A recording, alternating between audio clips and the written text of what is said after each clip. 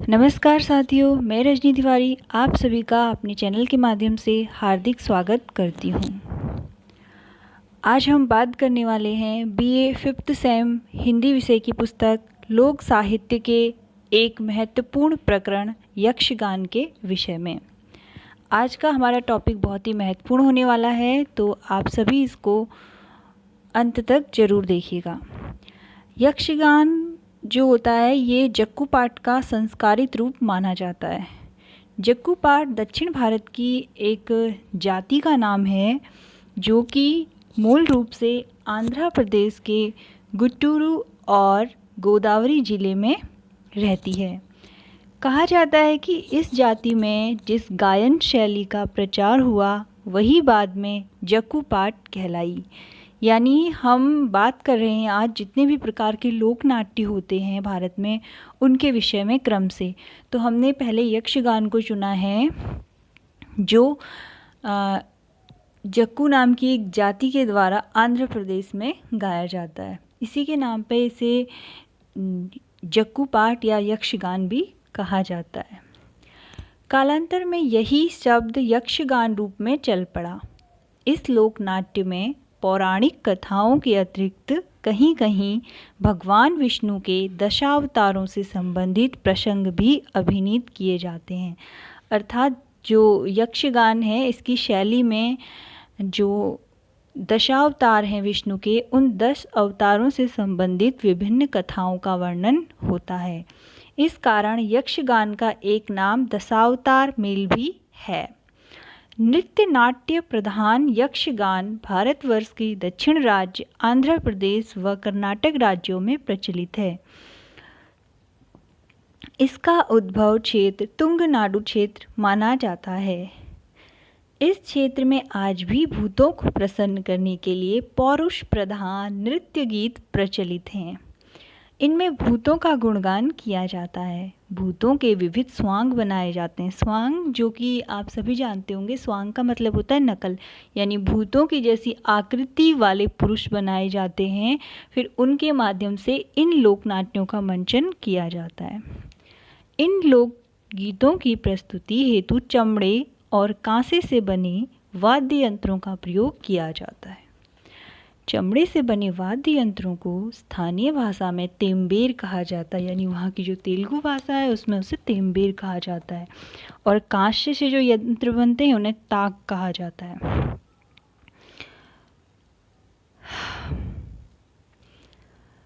इस लोक नाट्य में कभी कभी कुरव अर्थात कौरव जाति का एक पात्र सम्मिलित होता है, इसलिए इसे कुरवंज नृत्य रूप से भी उत्पन्न माना जाता है। भारत के दक्षिण प्रांत में प्रचलित कथकली नृत्य नाटिका की प्रचलित 2 शैलियों में से एक यक्षगान भी है। यानी यक्षगान में जो कथकली नृत्य है उसके भी बहुत सारे जो नृत्य के स्वरूप हैं या जिस तरीके से वह नृत्य किया जाता है उसकी कुछ मुद्राओं को यक्षगान में अपनाया गया है। यक्षगान की प्राचीनता के संबंध में डॉक्टर श्याम परमार लिखते हैं कि 15वीं शताब्दी के क्रीडाभिरामम ग्रंथ में जक्कुल प्रुंधी नामक एक गान पद्धति का उल्लेख प्राप्त है। ये शब्द थोड़े से हमें अटपटे लग सकते हैं क्योंकि ये दक्षिण भारत की जो विभिन्न भाषाएं हैं उन भाषाओं से लिए गए शब्द हैं, क्योंकि मूल रूप से यह वहीं की संस्कृति और कल्चर से रिलेटेड बातें हैं। उसी काल में सौरभ चरित चिन्ह शौरी की रचना जिस शैली में की गई वह यक्षगान का आरंभिक रूप था।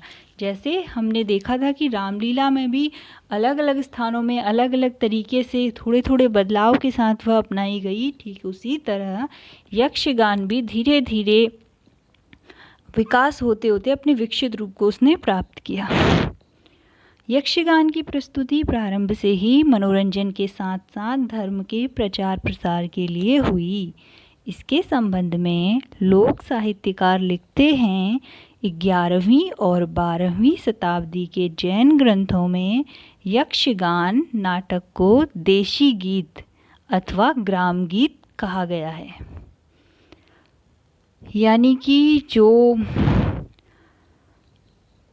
पहले के पौराणिक ग्रंथ हैं उनमें इनके लिए जो जैन ग्रंथ हैं 11वीं-12वीं शताब्दी के, उनमें जो यक्षगान है इनको ग्राम गीत कहा गया, यानी लोक के द्वारा, जनता के द्वारा, बहुसंख्यक समुदाय में ये तब भी प्रचलन में थे। काकतीय युग में इसे धर्म के साथ पौराणिक चरित्रों के प्रदर्शन का माध्यम भी बनाया गया।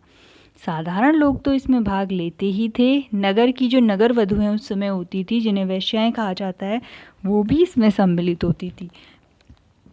दक्षिण भारतीय राजनीति में आगे चलकर काफ़ी उथल पुथल होने से सामंती प्रथा जड़ जमाने लगी।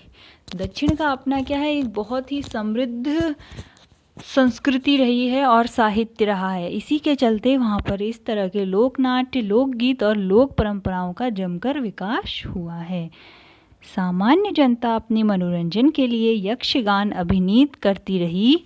अभिनीत करना मतलब उनको बनाना और अभिनय के माध्यम से, विभिन्न मंचों के माध्यम से उसको दर्शाना, जिससे दिन प्रतिदिन इसकी लोकप्रियता बढ़ती चली गई। ग्रामीण समाज के साथ साथ अभिजात यानी उच्च वर्ग में भी इसकी पैठ बनी। स्त्री जो थी वो पुरुष वेश धारण कर यक्षगानों में भाग लेती थी।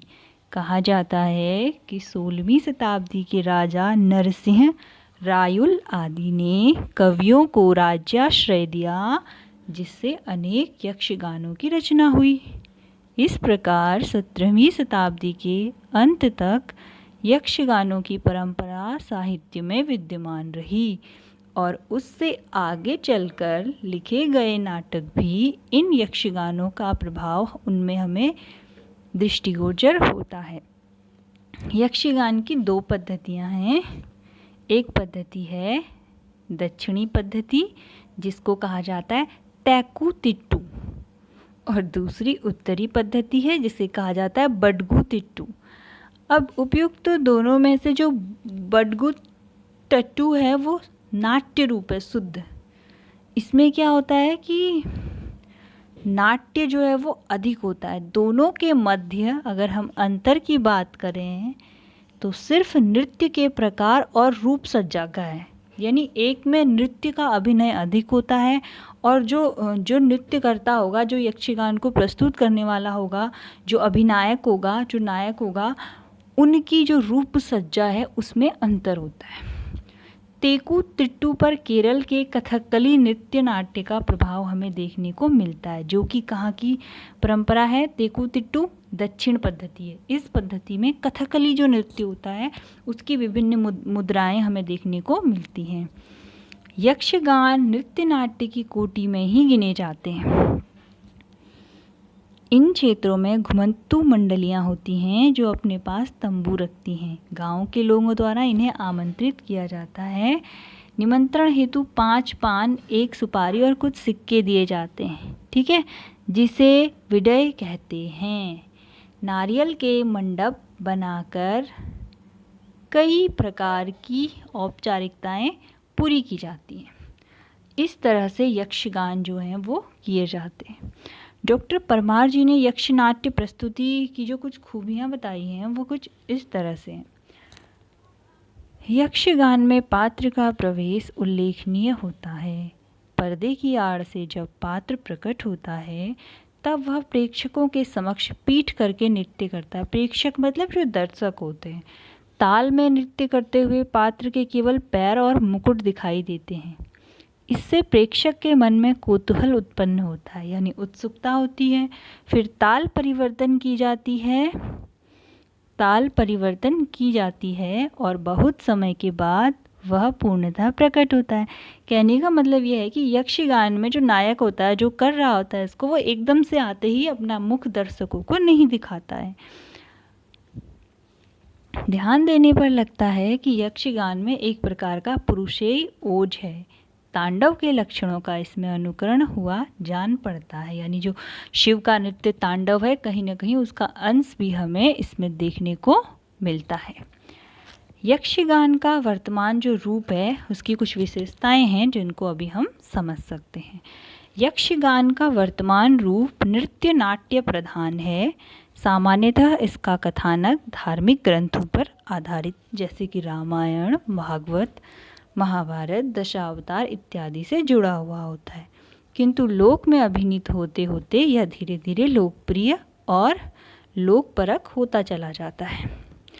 कहने का मतलब यह है कि यक्षगान के लिए जो कहानी चुनी जाएगी वह किसी धार्मिक ग्रंथ से ली जाएगी, जैसे रामायण से, महाभारत से, दशावतार वर्णन से, किसी से भी।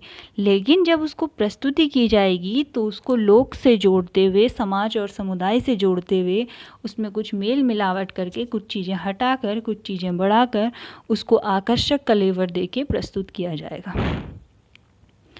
तीसरा जो है उल्लेखनीय बात इसमें वो ये है कि एक उल्लेखनीय बात यह है कि कन्नड़ भाषा का जो एक आविक साहित्य है वो पद्यबद्ध है, यानी पद जो होते हैं ना उनसे बधा हुआ है, पद्य खंड में है। अतः अन्य लोक नाट्यों की भांति यक्ष नाट्य के संवाद भी मुख्यतः गीतात्मक हैं, किंतु कहीं कहीं गद्यात्मकता भी उसमें विद्यमान है। अर्थात यक्षगान जो होता है उसकी एक विशेषता तो यह है कि यह नाट्य प्रधान जो है, ये नृत्य प्रधान होता है।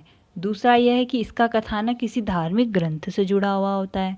तीसरी बात इसमें इम्पॉर्टेंट यह है कि कन्नड़ भाषा का आरंभिक साहित्य जो है वो पद्यबद्ध है, अर्थात जो भी लोक नाट्य उस समय थे वो ज़्यादातर पदों में लिखे गए थे, तो इसीलिए यक्षगान में भी पदों का ही प्रयोग होता है। प्रायः यह गीतात्मक होते हैं, लेकिन कुछ कुछ यक्षगान गद्यात्मक भी हो सकते हैं, और जो भी पात्र होते हैं उनकी अभिनय कुशलता पर ही पूरे यक्षगान की जिम्मेदारी होती है।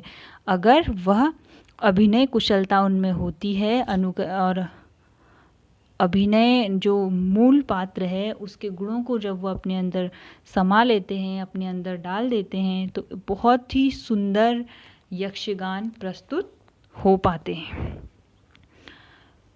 इसके संवाद बहुत दीर्घ यानी बड़े भी होते हैं, लेकिन पात्रों की अभिनय कुशलता ही है कि वे उन्हें अंतःकरण से ग्रहण करके कंठस्थ किए रहते हैं, जिससे नाटकों की गतिशीलता में कोई व्यवधान नहीं आता है।